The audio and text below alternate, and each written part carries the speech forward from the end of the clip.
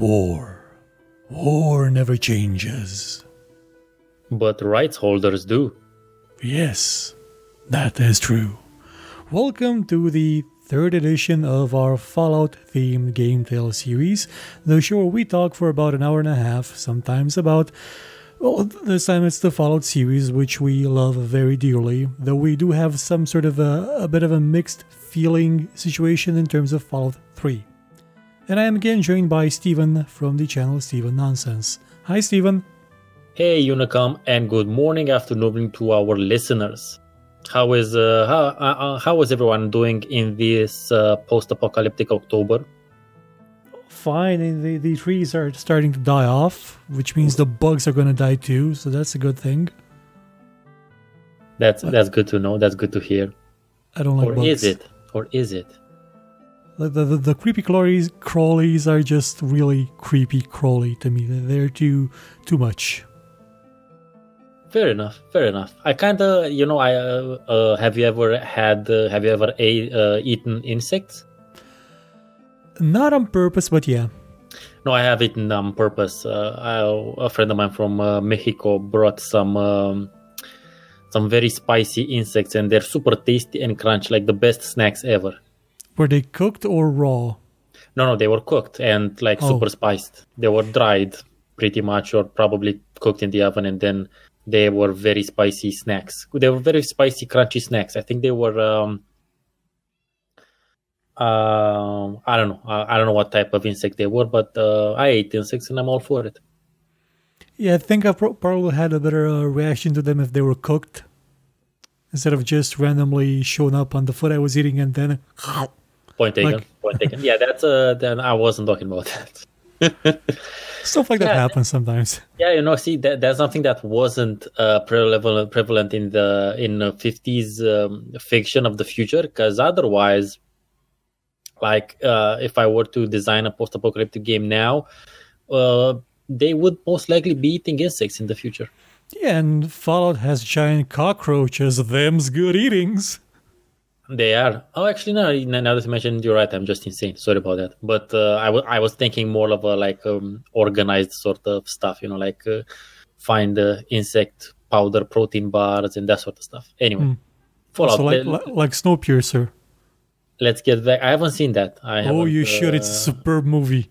I know. I've heard only good things about it, and it's been suggested to me as something that I would really enjoy watching. But I've just I've never really gotten around to what, dude.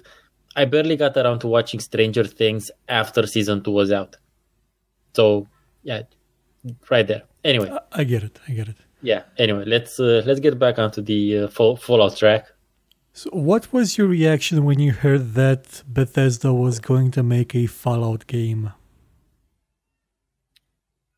I was, man, and now this takes us back a while. Mm-hmm. I wasn't. I had never played any Bethesda game before. Just so we're clear. I was aware of the Elder Scrolls series, but I have never played any of them.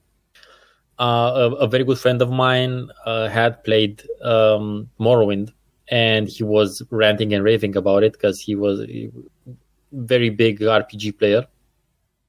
Obviously, geeks of a feather stick together.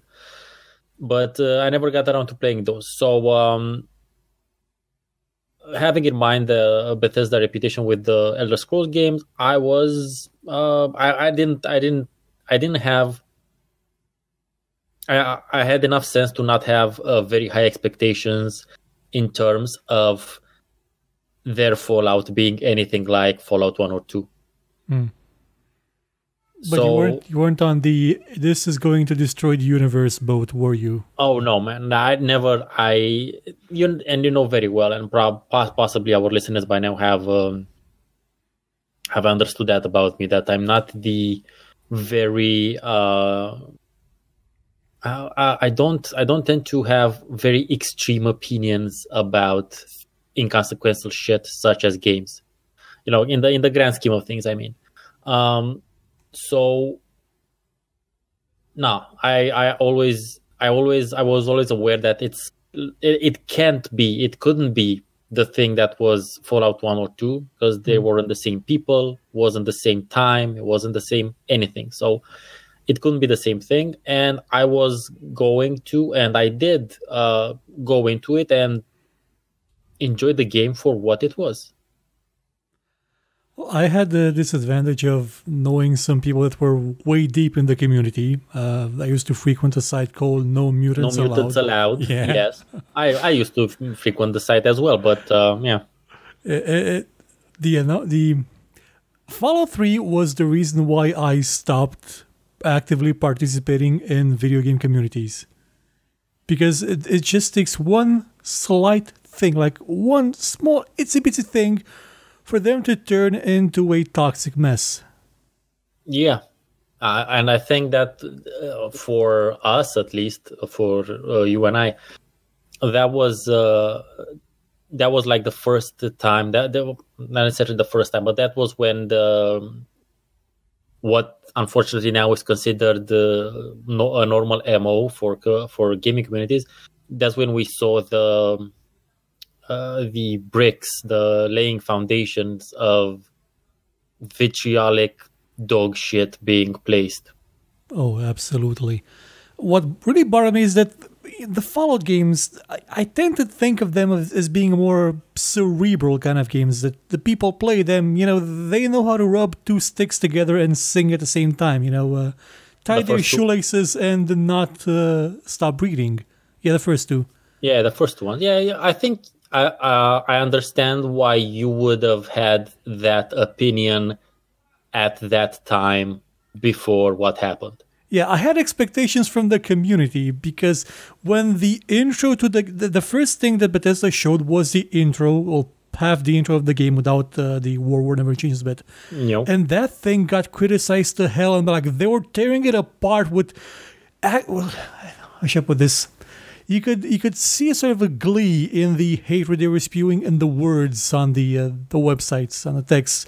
Like, how the hell did that radio come back, activate itself? I mean, that makes no sense. This is stupid. This is pointless. I mean, how is that even a sequel to the intro of Fallout 2? Like, who made this? These people are idiots. And that was literally the same intro as Fallout 1, but with a radio instead of a TV. And the reactions I saw from that scared the crap out of me. Yeah, that was literally, at least for me as well, it was a moment it was like an important moment in time and in my personal development and as a game player and game reviewer, that I understood that if people want to hate something, they will hate it no matter its intrinsic value. And no matter the facts, no matter reality. Oh yeah, no, that's right now, like talking at this point in space time. Yeah, the realities stopped being relevant a while back, unfortunately. Yeah, when the game came out, there was I think it was a list of things wrong with Fallout 3. And half the things on the list, this list was being constantly posted by the people that didn't like Fallout 3. Half the things on the list were flat out wrong. I can't remember exactly. I couldn't find it. I tried to look for it a while ago, but I couldn't find it. And one of the first things that was listed on the list was the first town you find in the game. It was even misspelled, and the list called it Megatown. And the list says, how stupid can a town be called? I mean, call it Megatown. Why not call it Supertown or something? Yeah. That was the level of, and still is, if you think about it, the level of discourse when it comes to hate spewing, vitriol, bullshitting relating to, basically anything that's gaming related. Yeah. But no, I was never that type of asshole. I was always I understood that it's not gonna be the same thing. It couldn't be the same thing.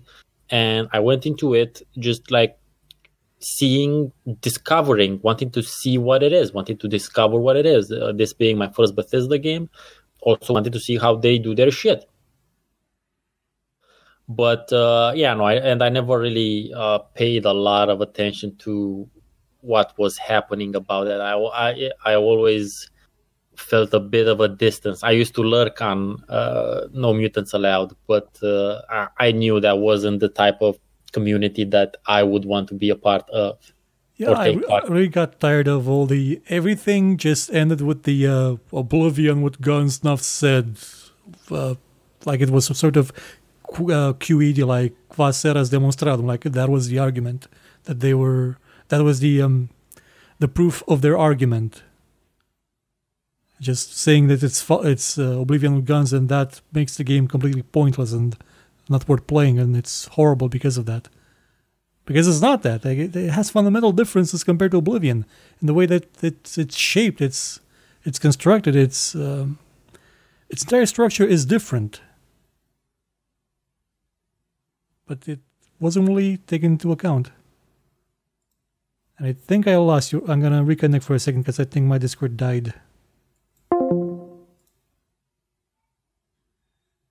Hello, hello? Hello? Yeah, my Discord died for a second there. This time your Discord died. Yeah. I think I could kind of tell because I was talking and you were talking over me, and we usually don't do that. Yep. So I was saying that even if, let's say that even if Fallout 3 would have been nothing but Oblivion with guns, there would have been nothing wrong with that. It would have still worked. You still there, Mel? Yep, I am. Okay. Now I was trying to picture Oblivion, like literally Oblivion with guns, and well, it would have had some differences to Fallout 3, but it would have been Oblivion in Oblivion in Fallout setting. You know, we talked about this about magic being sort of tied into the radiation. Would Oblivion with guns still have had magic? Because if it did, my God, it would have been awesome. I don't know, man. Shadowrun makes it work, so yeah, sure. But I know for a fact there's a couple of Easter eggs here and there introduced in both. I think in Skyrim and in Fallout. I don't know which one. I think it's 4. That in Fallout 4 there's like there's a prototype for like a genetically engineered plant that has a name that is very similar or identical to the name of a plant from Skyrim. Oh yeah, the something night something Nern root. And I think that last one is right. Yeah, the plant I think actually shows up in Fallout 4.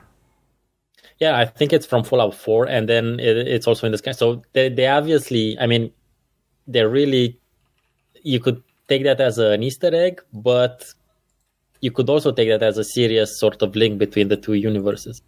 Mm-hmm. And as you mentioned, the space game might maybe tie that shit together with like time travel and whatnot. Who knows? It's possible. Bethesda actually wanted to make Starfield, which is the name of the space game. They wanted to make that after Morrowind. I mean, they wanted to start working on that. I mean, after Morrowind came Oblivion, and in parallel they wanted to work on that as well. But then they sort of realized, should we try and see if we can like make a post-apocalyptic game? Like maybe you can get the Fallout license, and they did. Mm-hmm. If they couldn't get the Fallout license, Starfield would have been released like 10 years ago. Oh, well. And we'll see what the extra 10 years meant for the game whenever we get to see something of it. Mm. So let's start off with Fallout 3. The bit I really liked about it is that the entire introduction scene where you create your character is a giant joke, like a bit of a middle finger at the address of the people that were going on that this is Oblivion with guns. Because it starts out with a character creation questionnaire, which is a staple of the Elder Scrolls series. It's been there since the beginning, and pretty much. Yeah, go on. Yeah, it has to be said that it works really well in the setting. Yeah, and the thing is that any result you get from that test is completely pointless. You get hairdresser, you get stuff like that. That's not a class. That's not a character specific Although to specialization. be honest, there's a tabletop RPG system I reviewed a while back called Honor, in which probably you couldn't, you might not have the hairdresser job / class, but you could be like an accountant or something like that. So depends on the system, man. Depends on the system. Yeah, and depending on the system, you can be also an urchin or a what was I last time on DCC? I think I had a character that was a treacle cleaner, somebody that cleaned out poop. That's a character class. Sure. I mean, get some extra money for the toxicity. Yeah. You also get a trowel as a starting item. But even though the whole thing was kind of a jokey joke thing, I thought it actually made sense in the setting of the vault. Especially with the last question. Idea. Yes, that last question is everything and everyone. Yeah, who is the one that guides our future, protects our lives, and is responsible for the well-being of the vault? The overseer, the overseer, the overseer, the overseer. That sort of really fit in well with the idea of Fallout in general. That the overseer is a dick. Yeah, and also with the with the spirit, at least with the spirit of the past Fallouts as well. Mm-hmm. Yeah. One of the fears that always sort of hovered around the series was that, okay, they would not make it top-down, they would not make it turn-based because, they wanted the game to sell. But there was the fear that they would really go against the lore of the game and not really implement the ideas that were the story, the characters, the Fallout that we used to know. And when I actually played it, I was surprised to see that they pretty much were as faithful to the Bible as possible. Like, there were things that were straight up out of the Fallout Bible in there. I really enjoyed that. And I think I'm pretty sure there probably was a discussion, or at least one discussion relating to this as to whether or not they should just take the basic elements and do their own thing, or try to try to put basically their own spin on what was made up until that point. And I am pretty glad that they decided to put their own spin instead of just taking the basic elements and basically doing a reboot. Mm-hmm. And I think as far as the world building and the lore is concerned, problems and paradoxes and those sort of clashes within lore created by any number of people over any number of years, those things will happen regardless of how careful you are, because sometimes the story requires something to happen, and that's when you maybe do a bit of a retcon, or you simply ignore something from the past, or you just make up your own shit so that it works. So even from that point of view, even from that perspective, I was quite open and enjoyed the creative freedoms that they took with the property. For instance, oddly enough, one of the things that I found most interesting as a design choice was the Mirelurks. Yeah, because those guys were, I think they were a reference a bit to the giant crabs that you were supposed to be fighting against in Fallout 2 at the, I forgot what his name was. In San Francisco? I don't know, the first quest you find in Klamath, when you talked to that guy that had low intelligence. Talked about him last time. That orc, he says giant crabmen are attacking him. And bang, giant crabmen, there they are. Yeah. So, and I thought when I first saw the Mirelurks, I was like, oh, okay, so they're adding to, they're using what was made, and then they're adding their own spin on it, and I'm like, that's kind of cool. Now, the fact that they faffed around with super mutants, and now there's like building-sized behemoths and whatnot. That's kind of like I wasn't necessarily happy with it, but I understood why it was there from simply a gameplay perspective. It's the type of thing that I was willing and did. I'm like, fuck it, I'm gonna let it pass. And there's no reason to dislike it for taking some creative freedoms with the thing. And some of those freedoms did give us awesome things like the giant communism fighting robot that is Liberty Prime. Oh yeah, that was quite the sight. Seeing that thing, like you keep seeing it like in the background there, just standing still for most of the game, and then it went into action. Yeah, and when it's kind of like it's like the reverse of Chekhov's gun. Yeah. It's kind of like this broken refrigerator that always appears in the back of the rooms in like a movie, and then in Act 3 you find out that the broken refrigerator is actually like a portal through space and time, and if you open the door, you can go solve the problem. Yeah, actually, you don't even need to go to the portal because, well, in this case, I mean, Liberty Prime basically does one of the final quests for you. It just mows down everything. You don't need to shoot anybody in that scene. Yeah, exactly. You can though. You can. It's fun. It's fun if you do shoot. Oh, fun times. That was like a very bombastic sort of, and you have bombastic and also jingoistic, you have to admit, to a certain degree, finished, well, actually semi-finished to the game.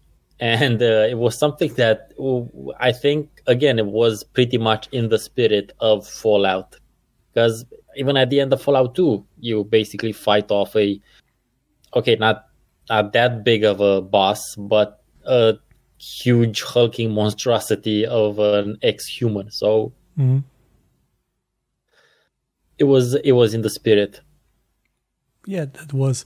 And one other thing that I really enjoyed was the virtual reality, the simulation bit of Fallout 3.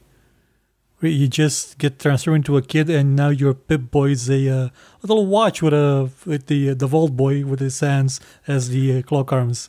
Yeah, there's a bunch of really interesting quests and really interesting encounters, and some of them are thought-provoking. Sorry about that. Thought-provoking, and I mean, it's not like thankfully they didn't really go for the who's the fuckers who made Mass Effect? BioWare. The BioWare, like, total binarity of choices, like you're either a saint or a baby-eating vampire. And you can be a baby-eating vampire in the game, by the way. You can be, sure, you can be, but it's not either. It's not one or the other. There's a bunch of options in between. Mm-hmm. So I'm really glad they did. I mean, obviously, it's not really up to the level, or at least not in the same style that the previous two did it. But it does try its best in order to kind of bring that. Again, I'm gonna summon the spirit to bring that spirit to a more mainstream audience. Because again, this is a huge company; it needs to sell quite a few numbers of games, and they need to tap into a much wider target audience. And that's something that we should always, and I hope we do, always bring into discussion, because it's an important part of making games. If you want to live from this. If you want to live from making games, you need to know who you're going to sell them to and make sure they're going to buy them. Yeah, I made a show about this this week called, I think last week, whenever this show airs a couple of days before it, called the Caius Casades Conundrum. I know, I saw that, and I was actually glad to see that, because I wasn't sure you were there yet, but I mean, a couple of years ago, I don't know if you were there, if you were in that place of mentally. I mean, like, I don't know if you were there yet, but I'm glad to see I was you're a there bit yet. more leaning towards, really, there were people that couldn't find that guy. Who buys these games? Jesus. Yeah, but you got more you got a bit older, you got more experience, and now you're starting to see things a bit differently and a bit from that perspective. So obviously it couldn't be Fallout 1 or 2. Yeah. There was no way that was going to be. And I have to say, for what it was, and now I haven't played Fallout 3 in a while, and to be honest, I think it's time I do it again, because I think playing it back then, due to all of the hype and counter hype and vitriol and whatnot, I think a lot of the impressions relating to the game are somehow either tainted or they simply didn't form properly. Mm-hmm. And also, I'm way more experienced now. I've played a ton more games in the meanwhile, not to mention Fallout 4 and New Vegas.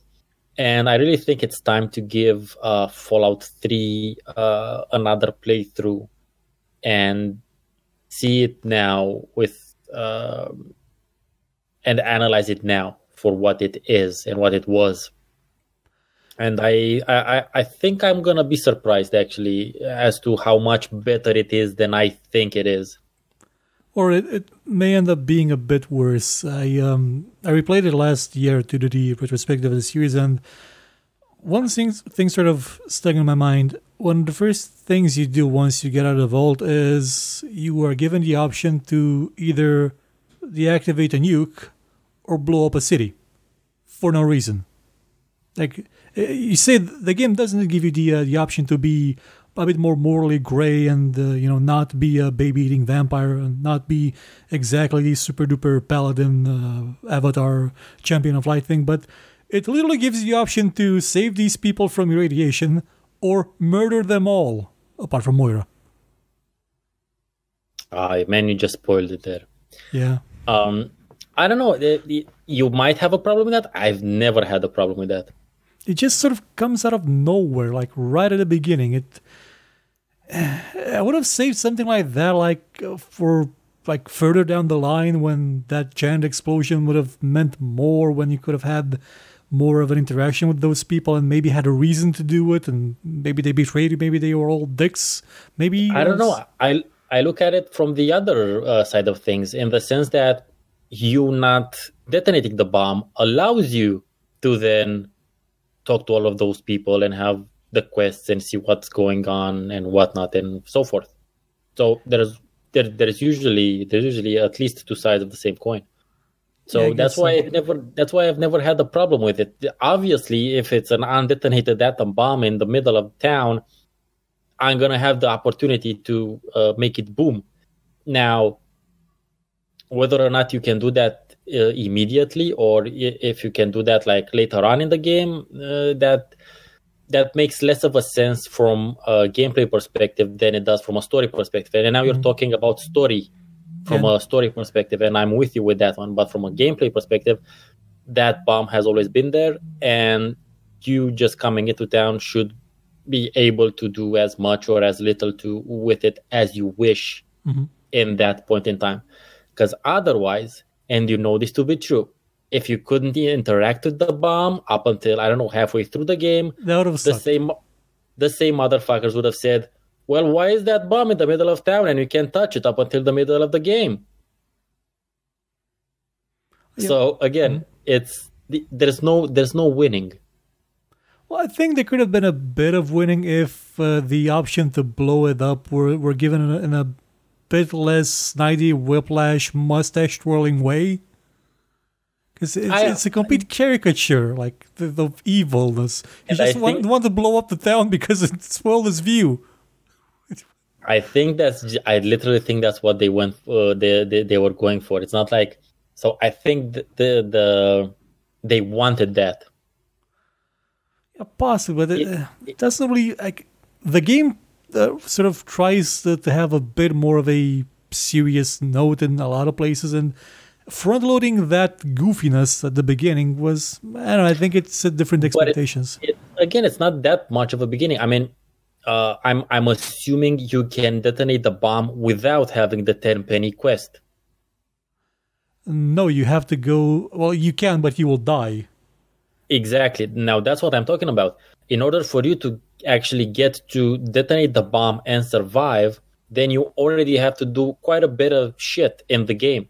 Well, you pretty much just have to get the quest and rig it, and then go to Tenpenny to blow it up. Otherwise, you can blow it up locally.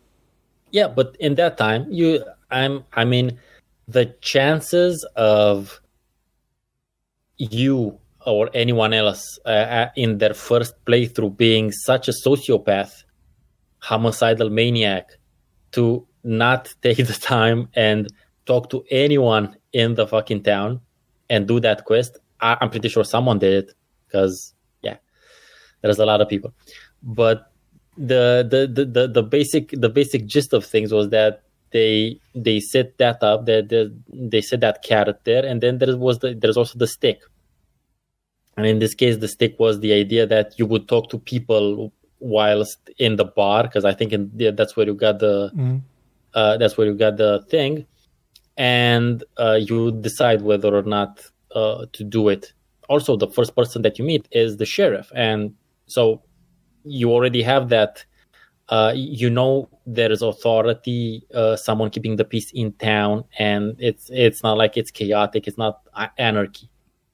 So I think you're a bit too harsh on it, and you're looking at it from the perspective of playing the game in a very I don't know.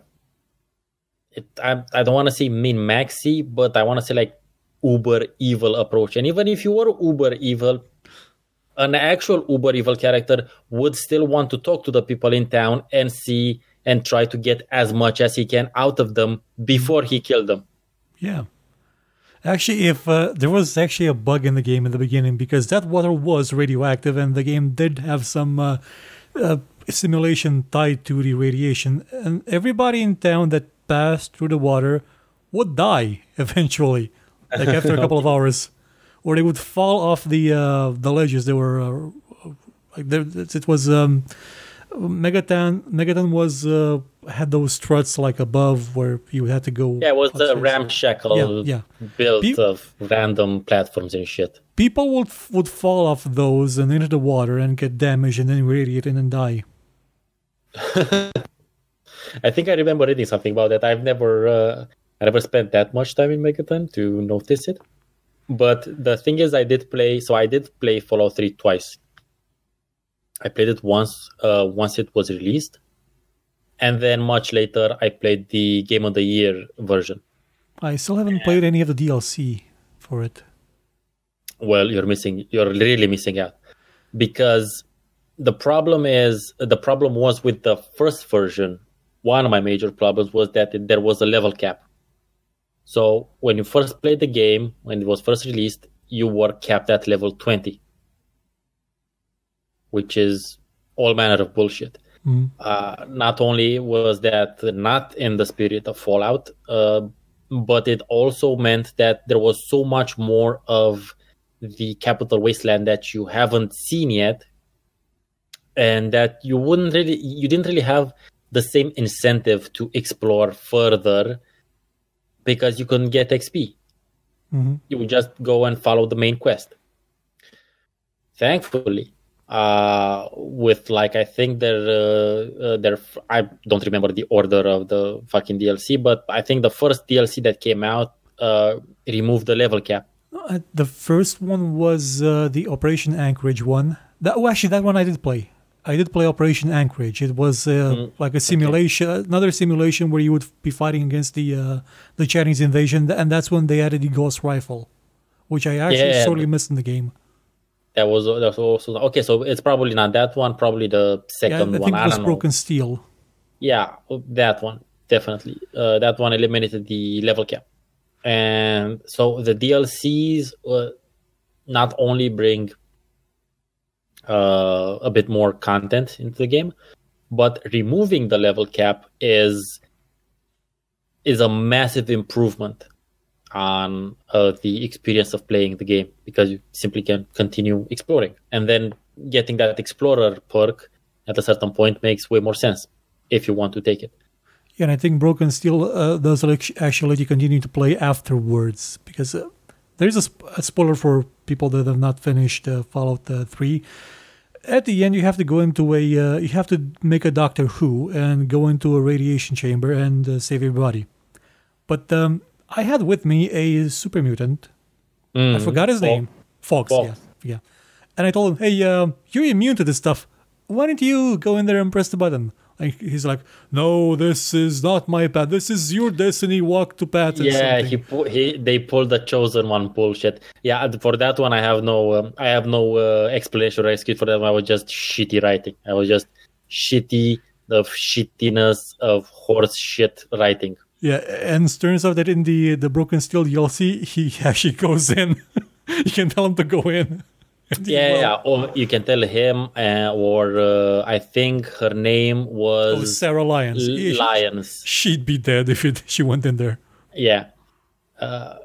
So yeah, and afterwards that made sense, because in the original ending was so much bullshit. Yeah, so absolutely, but it did have very bullshit. They wanted to end it with that scene of the Jefferson Monument sort of showing up when the water drained and being a symbol of hope and something, and instead of you just sending being a symbol of bad writing. No, that was the initial ending was really bad. I can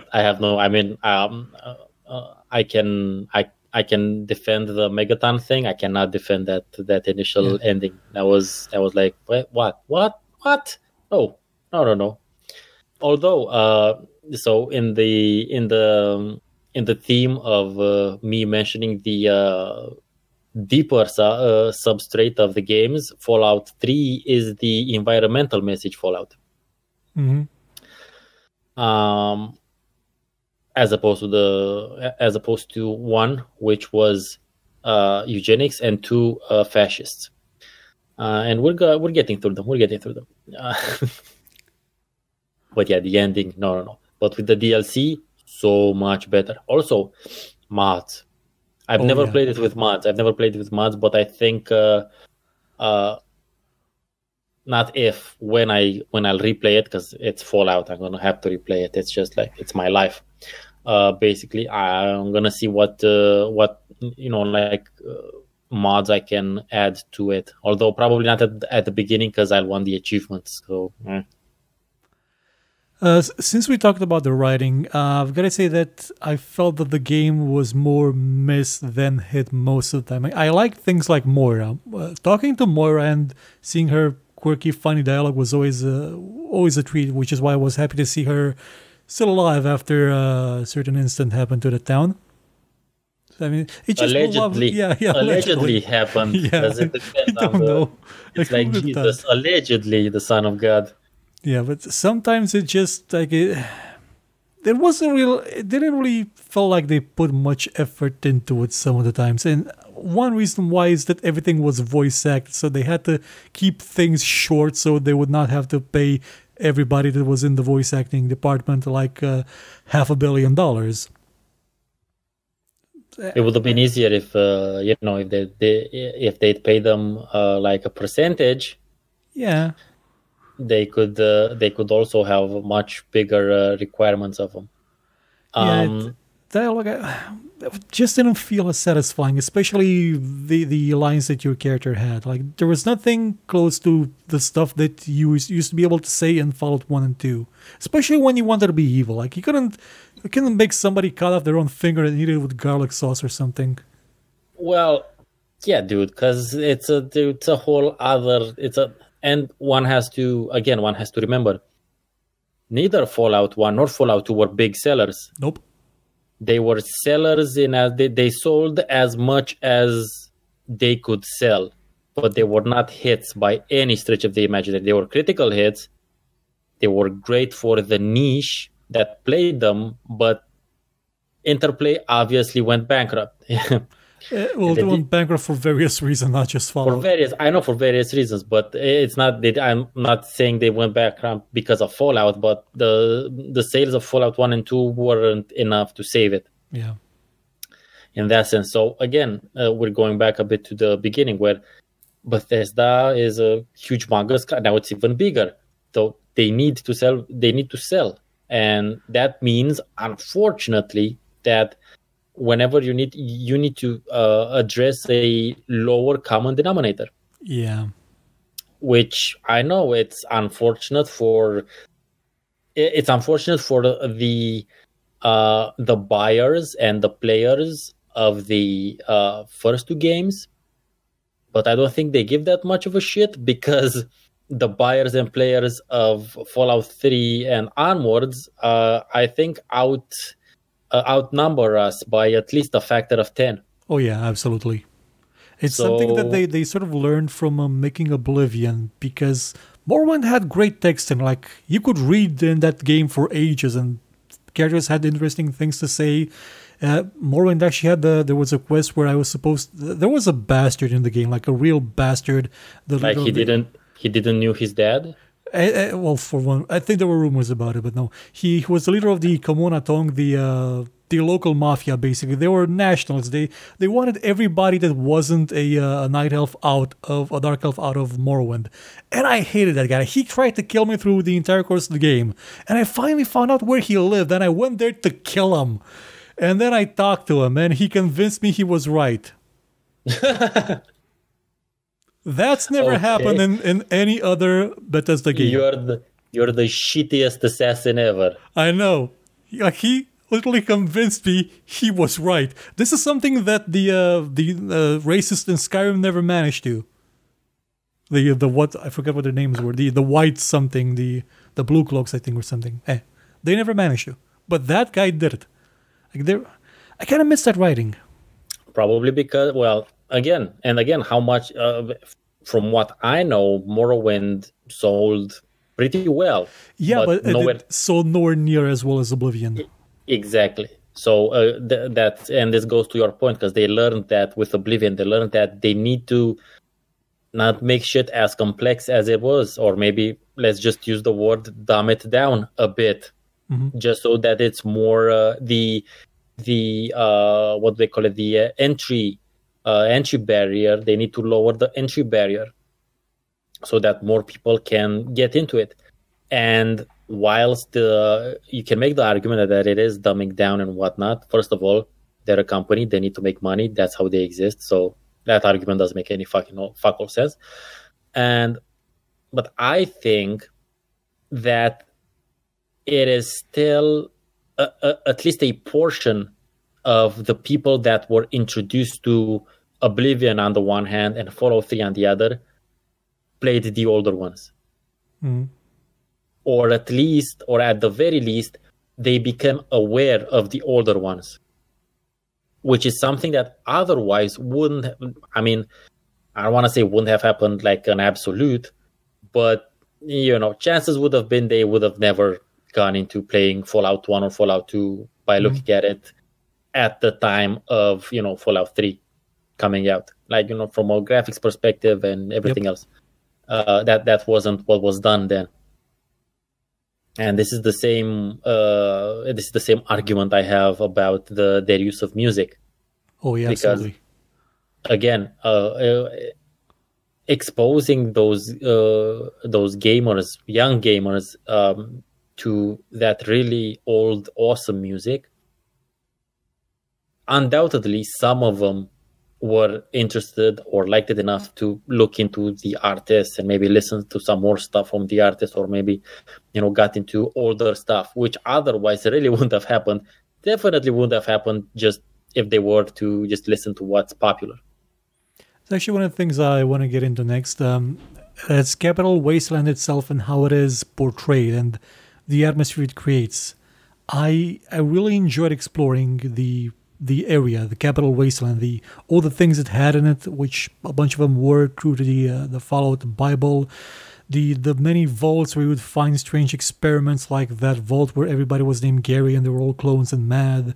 They were clones, yeah. Yeah, I didn't really enjoy the bit where I think part of Washington D.C. was just a giant maze and you got lost because of all the debris you couldn't climb over. That was a bit annoying. Yeah, that was annoying. That was more.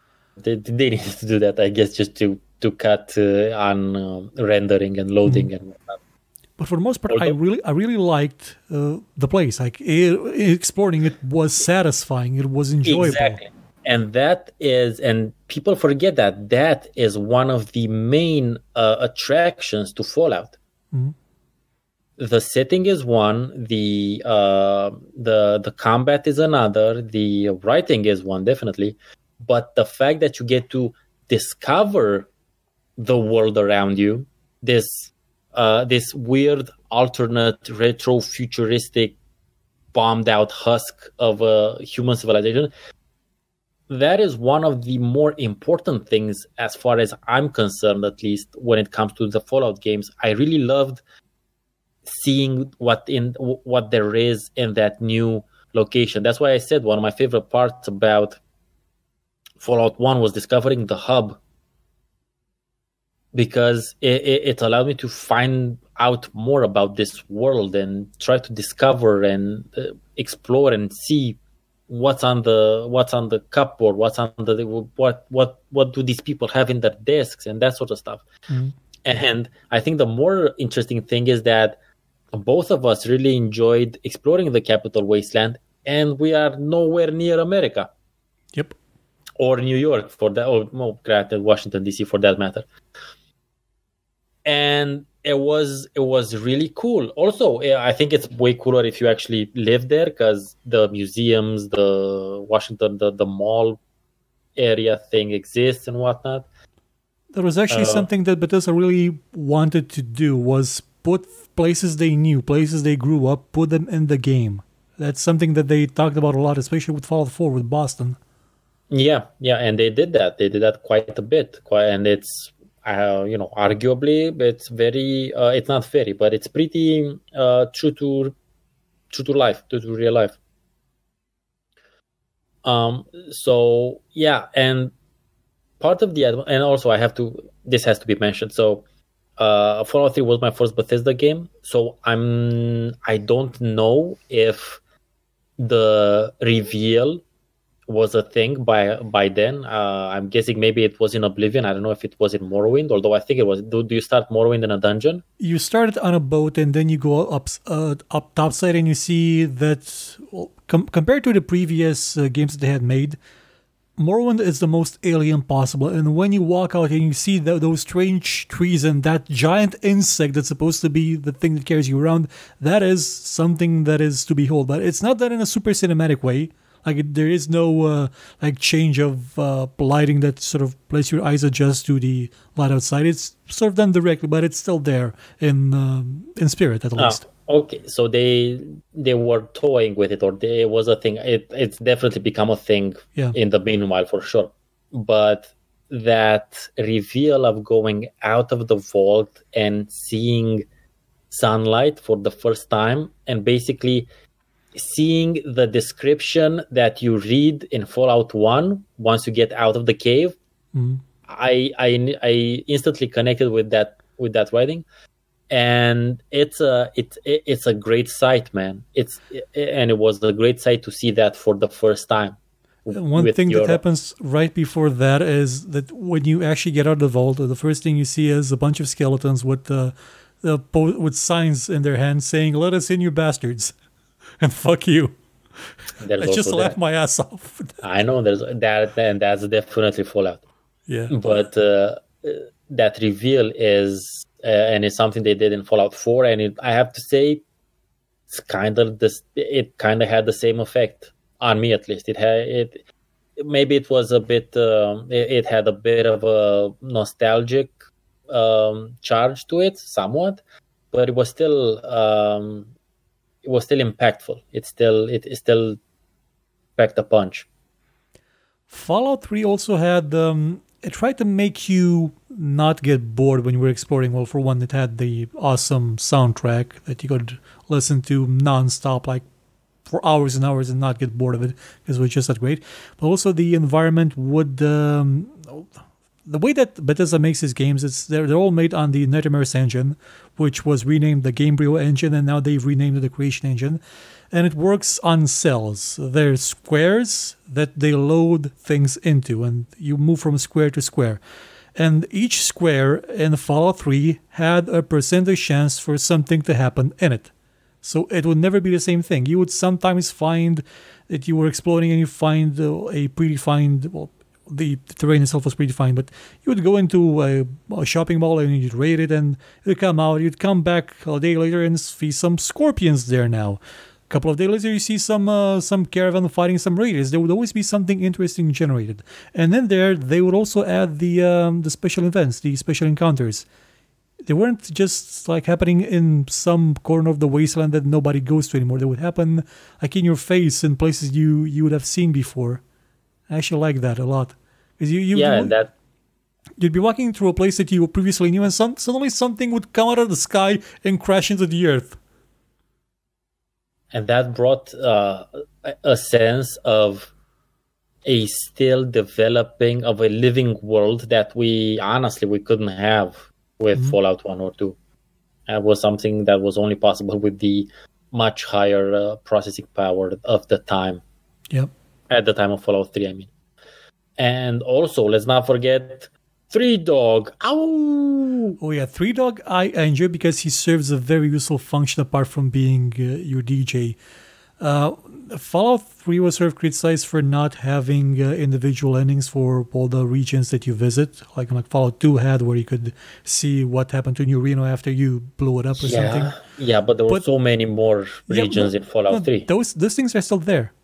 They are. Their story, the story of what happens after you leave there, is given to you by Three Dog. Yeah, I know. I noticed that as well. I never had an issue with not seeing what happens. I mean, there's a bunch of there's a lot of cutscenes at the end, but it depends on the quests that you took or found. Some of them have them, like a couple of them have them, but most of them don't. But like as you said, Three Dog will mention things that you did, whether you were a nice person or an asshole. So that's cool. Also, the fact that he reacts when you increase the range of the radio, and his entire philosophy is quite interesting. If you take the time and actually parse what he's talking about, it's a very altruistic sort of person in a setting that is basically built to destroy that sort of mentality. But you know, one of the important things that I discovered about Fallout 3. So we're taking this into a bit of a meta discussion as well, relating to what I said earlier, is that I know for certain that it did bring in more mainstream gamers into the world of Fallout, because I used to hang out with some people back then who were gamers, but they wouldn't have never played Fallout 1 or 2. But they played Fallout 3. And Fallout 3, for me and the group I was hanging out at that time, became something of a communal experience, where it was basically like we would go out in the evening to our favorite watering hole and whatnot, and there would be talk exchanged about the weird and crazy shit that they found, or I found in Fallout 3. And that created the opening for me, for instance, and my friends who actually played the first two games, to introduce to these new players the ideas from Fallout 1 and 2, and tell them that basically, yeah, it's not as cool from a graphic standpoint, but in Fallout 1 and 2 you get to find and do way crazier shit. Especially involving dynamite and an outhouse. And poop. Brahmin poop. And I don't see that argument being made like at all in relation to Fallout 3, and it kind of annoys me, because I don't only strongly believe it happened, I literally know it happened, because it happened to me and my group. So yeah, that's one of the extra sort of like hidden benefits of Fallout 3 that people don't necessarily aren't aware of, or they just don't see because it never happened in their circle, but it did happen in mine, and that's why I'm so aware of it and bring it up whenever Fallout 3 is being discussed. So I'd like to mention one thing that Fallout 3 did, and I'm glad it did. I mean, this is something that the interplay of Fallout 3 could not have done, and that is physics. Van Buren did not have, in the alpha demo that we've probably all played, not really show like it had the potential to introduce physics into the mix. It would have had still the more text-based simulation where you would have hoped that the developer thought of adding the possibility of you being able to open the door with a dynamite thing at one point. But Fallout 3 had there were kind of primitive physics, but you could still do stupid things, and being able to do stupid things is one of the cornerstones of Fallout. Like being able to shove a live grenade into somebody's pockets, which was still something that you could do in Fallout 3. And actually, when I did it, I got an achievement called the Sadie Shens Shuffle. Shady Shens. Yeah. You're actually a bit encouraged to do it because there's a ghoul in front of the Tenpenny Towers, and he won't get out of the intercom and won't go away. So you're sort of encouraged to, get rid of him. Like, you're a bit more Machiavellic, and you can put a live grenade in his pocket. I never got that one, but I'm gonna have to do it. You can put a pulse grenade if you don't want to kill him. You can just stun him with one. Oh, okay, sure. The Shady Sands Shuffle is are you sure you got the achievement? Because I don't know. The first time I heard it mentioned was during Fallout 4 actually. I got it it was on the Games for Windows Live version. I think it has the same achievements as the Steam one. Let me just check to be sure. Yeah, I'm not sure exactly when the name of the technique appeared. That's what I'm talking, because that was something that I used to put like live dynamite, not grenades, in the first Fallouts. But the Shady Sands Shuffle appears as a term, at least as far as I'm concerned, in Fallout 4 in one of the radio plays on you here in Boston. I think that is what is. I haven't actually found it. Let me check a bit more. But what I want to mention more about the physics is that you could do stupid things like stack 1,000. You could it's cheated. You could stack 1,000 mines in some place of the world and just blow them all up just to see what would happen. I saw did the game crash? Oh, sometimes, yeah. I saw somebody just fill Tenpenny's balcony with mines and blow them up, and the explosion it wasn't a nuke per se, but it was close to it. It looked amazing. Nice. Let me see, where is that thing? Now, whilst you search, and there's at least one. We've had quite the nice discussion about this, and the meaty discussion. I think a meaty discussion. But the other, one of the other points of debate / argument / issues was VATS. Yeah. I have mixed feelings about it. On the one hand, it looks great in slow motion and being able to shoot out. Could you shoot grenades out of people's hands? I think you could, right? Yeah, you could.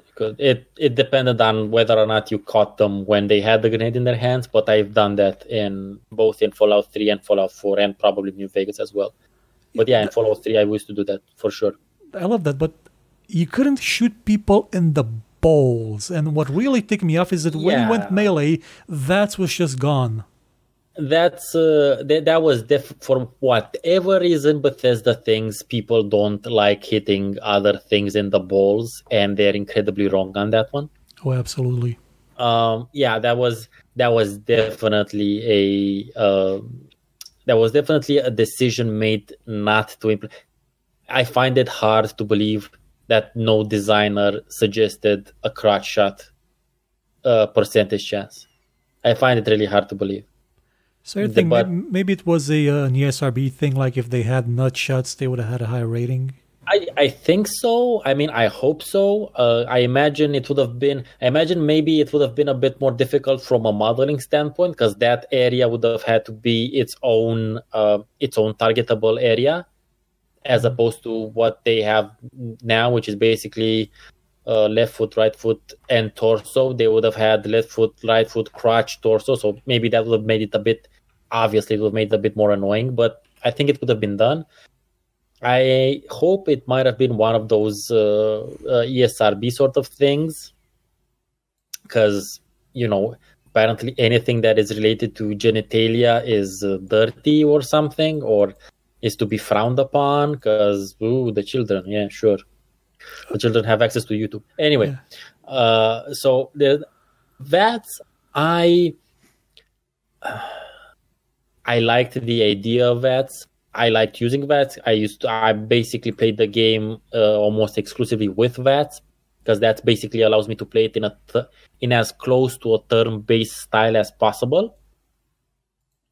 So I like it from that point of view. It's not a pure turn-based experience, but then again, it's a first-person experience anyway. So turn-based would have been a bit odd. I'm not saying it can't be done. I'm just saying it would have been a bit odd. The one thing that I remember thinking I would get sick of really fast was, whenever you would critically hit, their heads would explode or be decapitated or something would happen, and like wonderfully gory shit. Yeah, so it remains suspended in the air for a second. Yeah, and I thought that would get really old really fast, but I was so fucking wrong, because that never got old. I always enjoyed watching those scenes. I still do. Even now, when I think back of Fallout 3 or anyone, I tend to think of scenes where, like in Fallout 4, some of the critical hits will have you, they basically, there's just like a piece of the spine and the skull stay back for a couple of frames or some shit like that. I found the thing I was looking for. It was Psychotic Prankster. That was the name of the achievement. But Sadie Sand Shuffle is specifically named in the game. I remember it being named in the game. I think on the intercom, it's if you do it, it actually say that you did the Sadie Sand Shuffle. I don't know. We'll look into that after we record.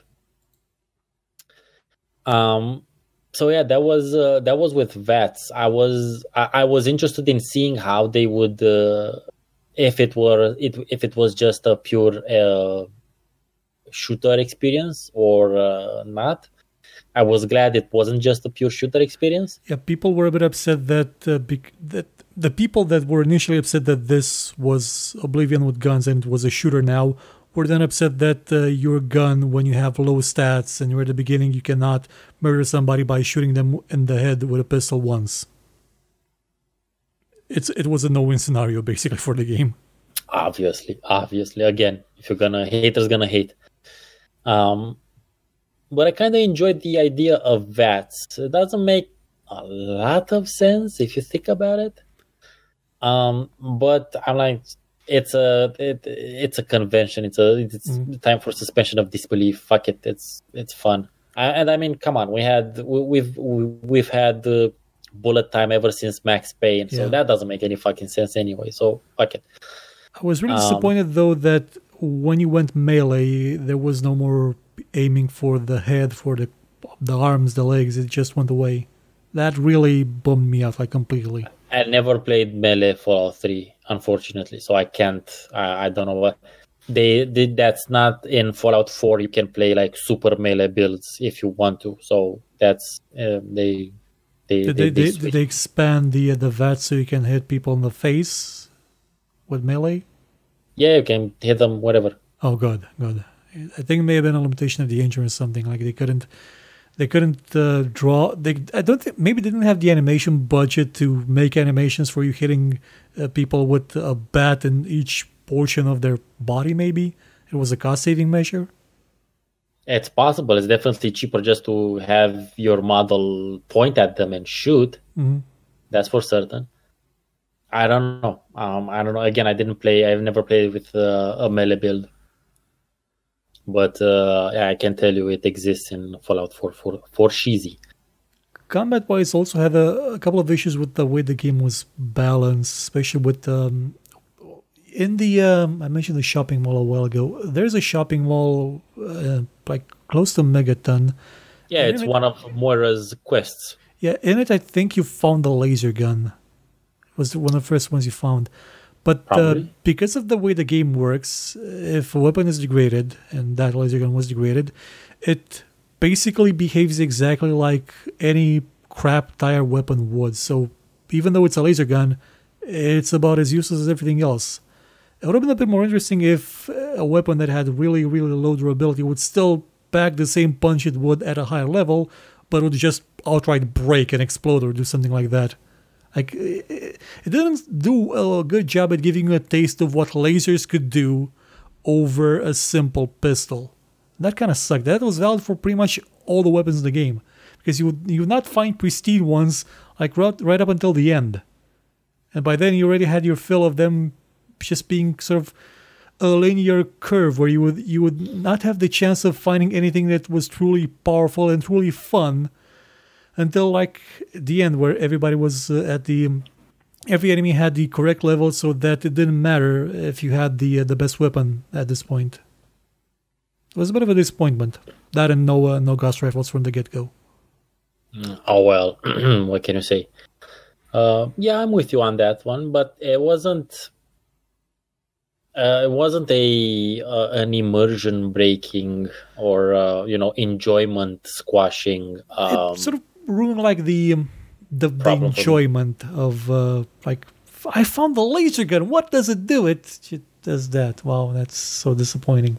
Check it away. Yeah, I mean, well, what you're saying would have made more sense, both from mostly from a world or story sort of perspective. Mm-hmm. But I'm just thinking at a certain point, maybe again. So if we think about things, it's highly likely that they thought about the things as well, and a decision was made in order to probably cut costs or cut time, or it wouldn't. Adding in that the feature that you're talking about wouldn't have changed the core loop of the game or the core experience of the game. So most likely that's why it didn't make the cut. It would just have expanded the scope of the game without really adding a lot to it per se. I think there may be some mods. Oh, please continue. Probably it's always nice. It would always be nice. It's not like, so no computer game up until this point or in the near future would ever be capable of replicating the experience of playing something on the tabletop. Mm-hmm. Like playing a tabletop RPG with other live humans, in which you can improvise. You're supposed to improvise solutions and problems and other stuff, and sometimes you can approach things from a real world point of view. Sometimes you can approach things from the in-game point of view. Again, that's up to your decision as the DM or of the party or everyone in concert. With video games, we're not there yet. I don't know if we'll ever be there. Maybe, but with machine learning, maybe one day.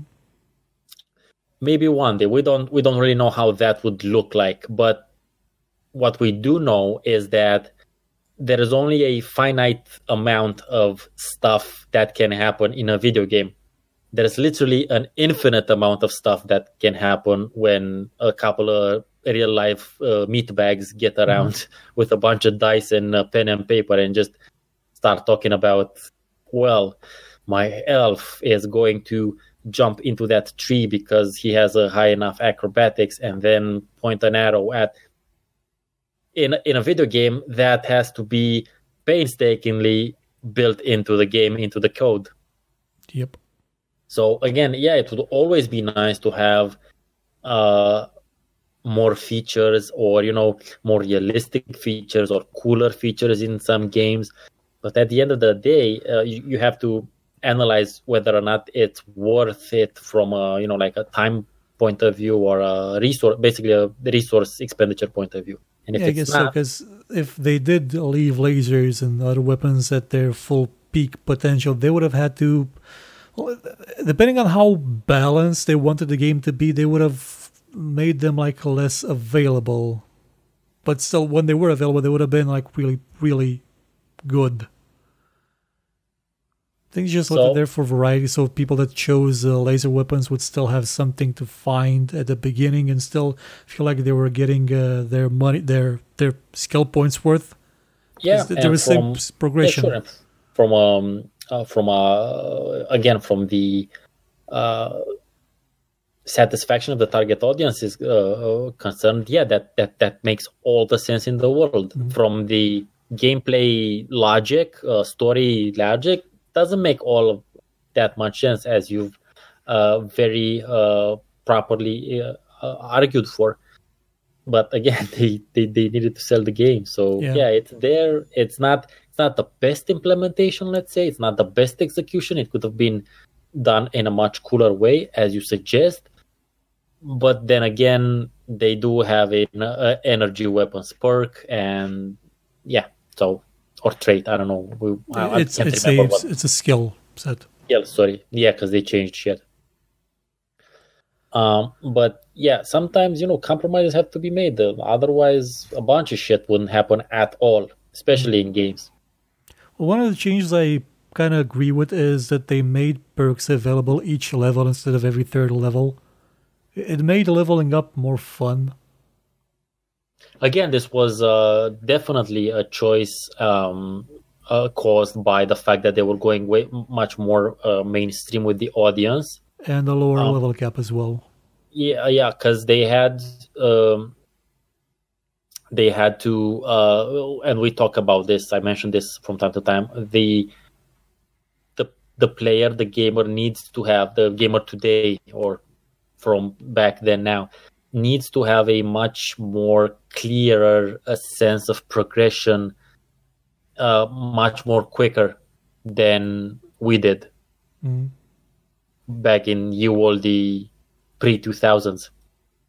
So that's why they did that, and it is cool. You're right. It's so nice to have to see the choices each level and whatnot, and then maybe you can see what you need to get in order to get some crazy cool thing you want in like 3 levels or something.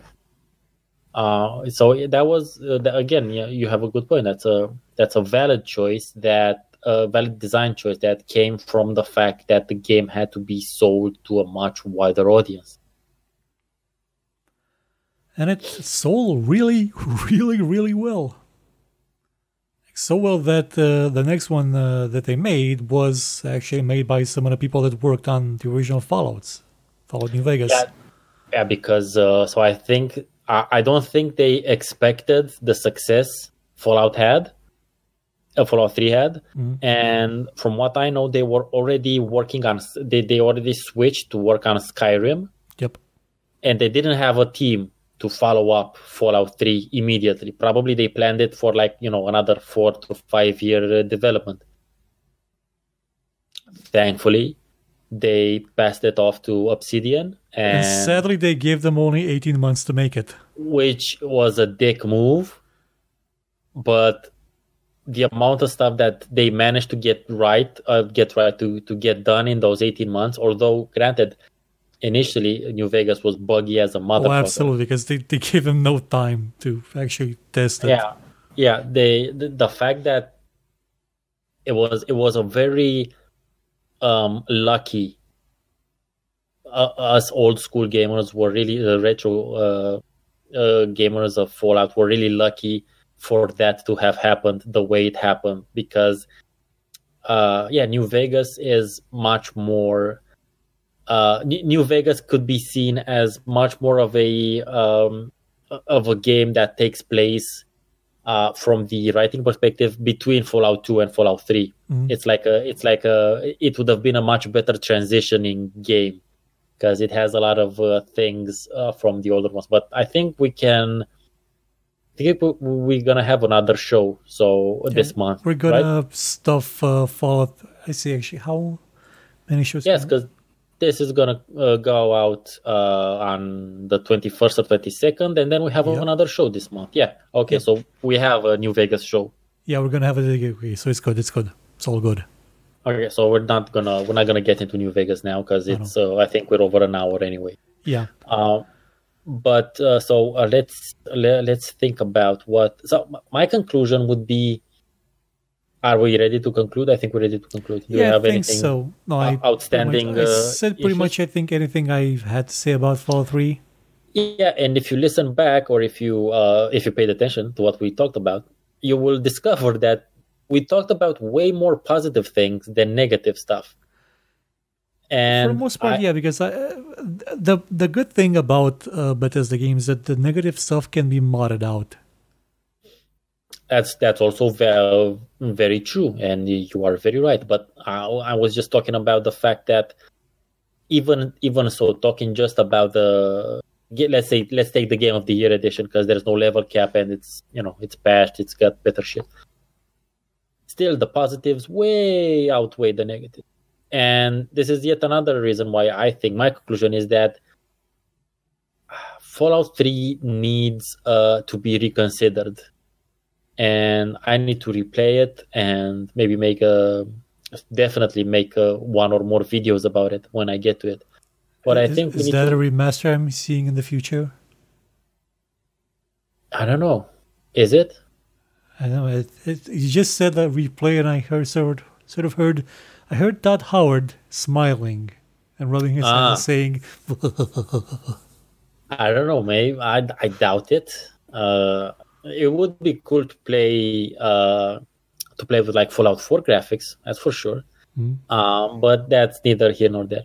Although there's a bunch of crazy modders who are making what the fuck are they? They're making New Vegas in the Fallout 4 engine. Yep. And there's at least a couple more who are making like their own sort of expansions, basically. Yep. There's one, I think it's called Miami, and there was another one which used to be called, I think, Project Brazil, but it became something else. Anyway, so yeah, the modding community is insanely awesome and crazy, and hats off to those guys and probably hopefully a couple of girls, maybe, who knows, who do that, because that's they're literally doing Bethesda's work. Yep. And sometimes they get hired. Yeah, what Bethesda doesn't fix, the modders do, and that's fucking brilliant. That's incredibly awesome. That's one of the things that sort of make me kind of still want to be part of a community, but then I remember the other bits and stop. It's hard, man. It's hard. You need to be a very iron-handed sort of leader, which is what I am on my group, in order to keep things on track. Again, neither here nor there. So I think we should all replay Fallout 3 and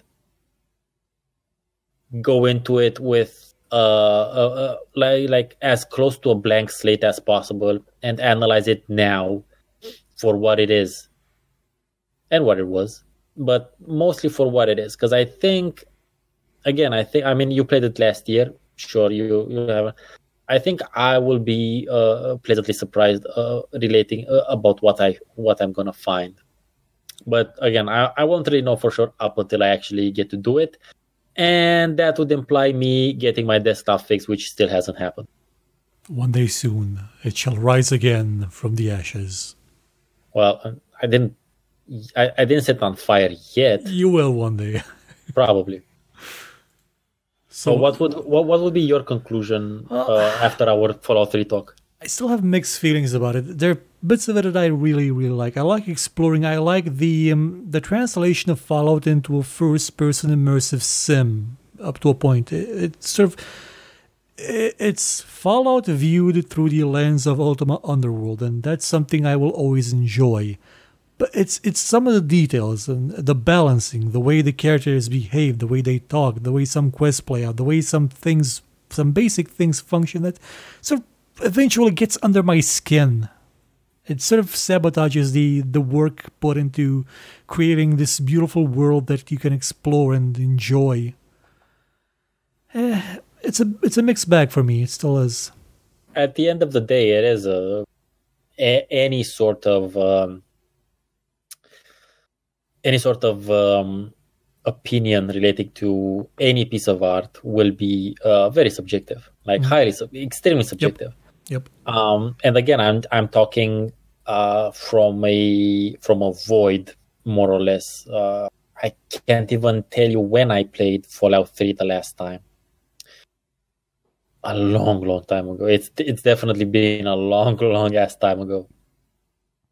I know I played New Vegas 5 years ago. So yeah, it's been a while. I've actually played New Vegas less than I did Fallout 3. I don't think I finished New Vegas. Well, you need to get on that. I know. As soon as possible or whenever. I mean, I know you don't have a lot of time to play shit. But if you were to make something, New Vegas is definitely worth it. Yep. No, I played the entire thing, all of the DLCs, everything. I played the shit out of it. But more on that next week. Yep. When we'll go to the New California Republic again. Well, to the Mojave, more likely. It's on the outskirts of the NCR. Mojave, mo problems. We're not ending on that. That's horrible. It's in the games. Yeah, no, we're not ending. Okay. Fuck it. No. Big iron on a sip. Big iron. That's much better. But how about you tell us what you have planned for this week on your channel? This week on the channel, we're going to have a history show about one of the games, I think one of the best horror games ever made, the game that consistently scares the crap out of me, and that is Clock Tower, the SNES/PC version of Clock Tower. It's a game that will always scare the hell out of me. It did so many years ago, and it'll probably still do so. And then we have, I had on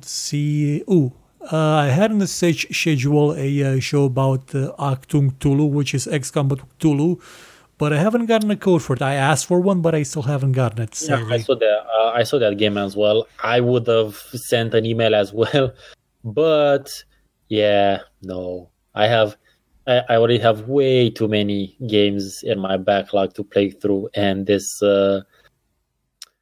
lack of computer only exacerbates it. So I'm not taking anything on for a good while. Yeah, I'm gonna ask them again. Hopefully it'll. It looks fun. It looks funny, fun and funny as an approach. Although my idea would have been better, but my idea was to make a game that's basically Vikings versus Cthulhu. Ooh. I think that would sell way better. That would actually be nice. Speaking of requesting games that you can actually play, when I reviewed Skyrim back in the day, I actually requested while my PC was still functioning, and I got the key when my PC was there, and I played it on the Athlon 64. The Athlon 64 that could barely run Fallout New Vegas, which is why I never got to finish the first time. And Skyrim, I was shocked that if I closed down Steam, I can just shut it off. If I turned off explore.exe, okay. If I shut down everything, it would run. And I finished it on that PC. So you finished Skyrim and you didn't finish New Vegas? To be fair, Skyrim is a much shallower game than Fallout New Vegas is. That is true. Oh man, this New Vegas is such dark shit. That is wow. Also, anyway. Caravan is impossible to play with low textures. You cannot see what cars you have. Oh, I've never gotten into Caravan, but yeah. But more on that next week. On my channel, I don't know what to tell you. Probably, I did manage to get the Castlevania episode out this last week, so that was nice. But I don't know if I'm gonna manage something this week. If I do manage something, it's most likely going to be an episode about Stranger Things. Ooh. Just so that it's in tune a bit with Halloween and what. But I don't know. I don't know if I got anything. If anything will make it to the displaying the upload slot this week. But hey, if any of our listeners even slightly enjoy hearing me talk ad nauseum, head over to my channel because I talk way more there. Well, I guess this will be the end of the video. I think I'm gonna put on the back. I'm gonna see if I can track down the screenshots I had of my Fallout 3 playthrough when I first made it in like 2009. I had a couple of 100 screenshots of the game. Stupid stuff I used to do. I'm gonna try and put them on the background. Hopefully you'll find them. Sure. You definitely have some gameplay footage from last year. Yeah, so I do. You're fine.